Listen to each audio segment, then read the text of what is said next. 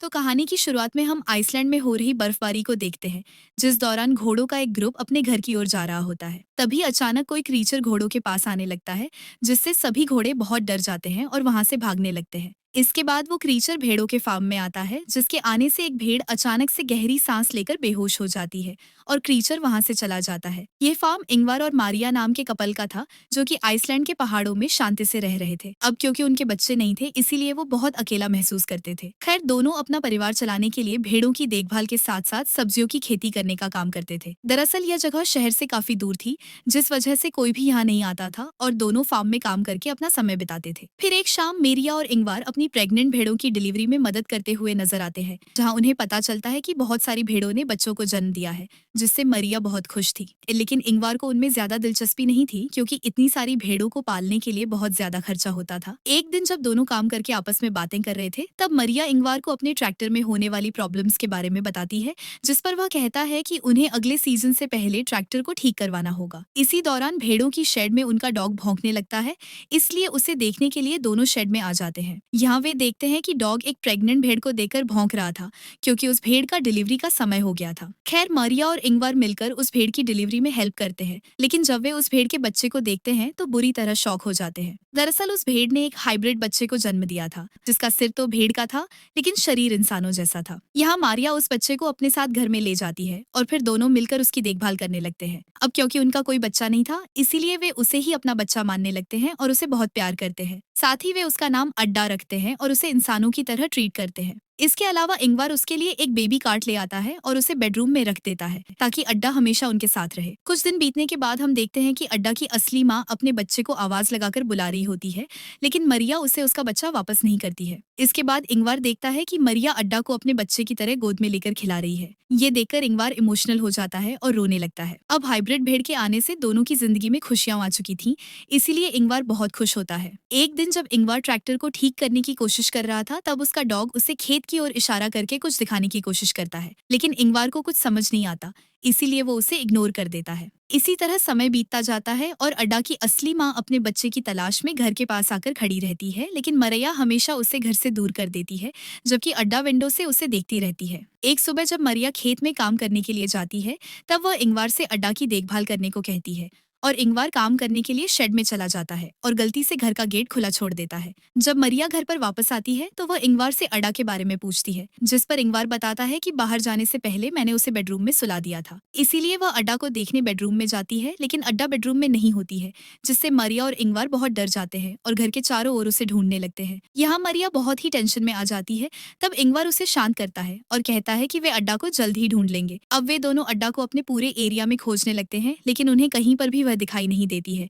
इसीलिए थक हार कर दोनों घर की ओर जाने लगते हैं। तब उन्हें भेड़ की आवाज सुनाई देती है। मरिया उस आवाज का पीछा करती है और देखती है कि अड्डा की असली माँ अड्डा को अपने साथ बाहर लेकर आई थी। मरिया तुरंत उस भेड़ से अड्डा को छीन लेती है और उसे ठंड से बचाने के लिए कपड़े से ढांकने लगती है। जिसके बाद वे घर जाने लगते हैं, जिस दौरान अड्डा की माँ उनके पीछे आने लगती है, जिससे मरिया उस पर गुस्सा होती है और उसे यहाँ से दूर जाने को कहती है। घर में आने के बाद वो उड़ा को सुला देते हैं और राहत की सांस लेते हैं। कुछ महीनों बाद उड़ा बड़ी हो जाती है और अब वो उस परिवार का हिस्सा बन चुकी थी। खासकर उड़ा का रिश्ता मारिया के साथ बहुत अच्छा हो गया था और वो दोनों एक दूसरे के बिना नहीं रह सकती थी। एक रात मारिया को भेड़ों के बारे में डरावना सपना आता है, जिसे देखकर वो जाग जाती है और सोचने लगती है कि शायद उड़ा की माँ उसे उड़ा से दूर ले जाएगी। इसीलिए मारिया उड़ा को बचाने के लिए एक प्लान बनाती है, जिसमें वो इंगवार और उड़ा को सोता हुआ छोड़कर घर के बाहर आ जाती है और उड़ा की माँ को शूट करके मार डालती है। इसके बाद वो उस भेड़ को वहीं पर दफना देती है। तभी इंगवार का भाई पेटर मारिया को ऐसा करते हुए देख लेता है। असल में पेटर शहर में रहा करता था और छोटे मोटे क्राइम करके पैसा कमाता था, लेकिन कुछ कारणों से उसके साथी उसे इंगवार के यहाँ छोड़कर चले गए थे। खैर, पेटर भेड़ों की शेड में जाकर सो जाता है। जब उसकी आंख खुलती है तो उसे उड़ा दिखाई देती है, लेकिन जल्द ही उड़ा वहाँ से गायब हो जाती है, जिससे पेटर को लगता है कि शायद उसने कोई सपना देखा था। सुबह होने पर पेटर इंगवार से मिलता है, जिसे देखकर इंगवार बहुत खुश होता है, क्योंकि पेटर काफी समय के बाद यहाँ आया था। इसके बाद इंगवार उसे घर के अंदर लाता है और मारिया से नाश्ता बनाने को कहता है। जब वो लोग नाश्ता करने के लिए बैठते हैं, तब वहाँ उड़ा भी आ जाती है। यहाँ मारिया उड़ा को पेटर से मिलाती है, लेकिन पेटर उड़ा को देखकर थोड़ा परेशान हो जाता है और किसी से कुछ भी नहीं कहता है। कुछ समय बाद उड़ा और मारिया एक साथ समय बिताते हुए नहा रही होती है। इस दौरान इंगवार और पेटर घर को पेंट कर रहे होते हैं। तभी पेटर घर के अंदर जाता है और मारिया को उड़ा के साथ नहाते हुए देखता है। जब इंगवार घर में आता है तब पेटर उससे पूछता है कि आखिर यहाँ क्या चल रहा है, जिस पर इंगवार उससे सिर्फ इतना कहता है कि उनका परिवार बहुत खंदुश है। रात में मारिया उड़ा को पेटर के पास लाती है और उड़ा को अपने अंकल पेटर से गुड नाइट कहने को बोलती है। तब पेटर एक बार फिर इंगवार से उड़ा के बारे में बात करने की कोशिश करता है, जिस पर इंगवार कहता है कि वो इस बारे में बात करना नहीं चाहता है। साथ ही वो पेटर से कहता है कि तुम यहाँ जब तक चाहो तब तक रह सकते हो, लेकिन तुम हमारे पर्सनल लाइफ में कोई भी इंटरफेयर नहीं करोगे। यहाँ मारिया इंगवार से पूछती है कि आखिर पेटर यहाँ कितने दिनों तक रुकने वाला है। असल में पेटर मारिया के साथ फ्लर्ट करता था और उसे हमेशा गंदी नजरों से देखा करता था, इसीलिए वो चाहती थी कि पेटर जल्द से जल्द यहाँ से चला जाए। खैर, इंगवार उससे कहता है कि पेटर यहाँ कुछ समय तक रहेगा, क्योंकि वो अक्सर उन लोगों से बचने के लिए यहाँ आता है जिनको उसे पैसे चुकाने होते हैं। अगली सुबह तीनों मिलकर खेत में आलू लगा रहे होते हैं और उनका डॉग उड़ा की देखभाल कर रहा होता है, लेकिन उड़ा उस डॉग को डरा देती है। दूसरी तरफ तीनों एक ब्रेक लेते हैं, जिस दौरान पेटर मारिया से फ्लर्ट करने लगता है, लेकिन मारिया उसे दूर कर देती है। तब पेटर उससे कहता है कि तुम जिसे इंसान समझकर अपने घर में रखे हुए हो वो सिर्फ एक जानवर है, पर मारिया उसकी बातों पर ध्यान नहीं देती है और वहां से चली जाती है। अगली सुबह इंगवार अपने भाई पेटर को उठाता है और उसे एक शेड की सफाई करने के लिए मदद मांगता है। तब पेटर को सफाई करते समय अपने पुराने ड्रम्स मिलते हैं, जिन्हें देखकर वो बहुत खुश हो जाता है और ड्रम्स को बजाने लगता है। तब ड्रम्स की आवाज सुनकर उड़ा वहां आ जाती है और ड्रम्स का म्यूजिक सुनकर एंजॉय करने लगती है। पर पेटर को ये चीज पसंद नहीं आती है, इसीलिए वो उड़ा का मजाक उड़ाने लगता है। साथ ही वो उड़ा को बाहर ले जाता है और उसे भेड़ बोलते हुए जबरदस्ती घास खिलाने लगता है, जिस दौरान इंगवार वहां आ जाता है और पेटर को ऐसा करते देख लेता है। अब इंगवार गुस्से में आकर पेटर को डांटने लगता है और उड़ा को अपने साथ ले जाने लगता है। इस पर पेटर उससे कहता है कि उड़ा कोई इंसान नहीं है बल्कि एक जानवर है, पर इंगवार उसकी बातों को इग्नोर करके वहां से चला जाता है। अगली सुबह हम पेटर को देखते हैं, जो चुपके से मारिया और इंगवार के बेडरूम में जाता है और उन्हें बताए बिना उड़ा को बाहर ले आता है। उसके बाद पेटर शेड से एक गन उठाता है और उड़ा को घर से दूर ले जाता है, जहां वो अचानक से उड़ा के ऊपर गन पॉइंट कर देता है और उसे शूट करने का सोचता है, लेकिन उड़ा के मासूम चेहरे को देखकर उसका मन बदल जाता है। दूसरी तरफ मारिया उठ जाती है और देखती है कि उड़ा रूम में नहीं है, जिससे वो टेंशन में आ जाती है और घर के आसपास उसे ढूंढने लगती है। तभी वह देखती है कि उड़ा पीटर के रूम में है, जहां पीटर उसे अपनी गोद में रखकर सो रहा होता है।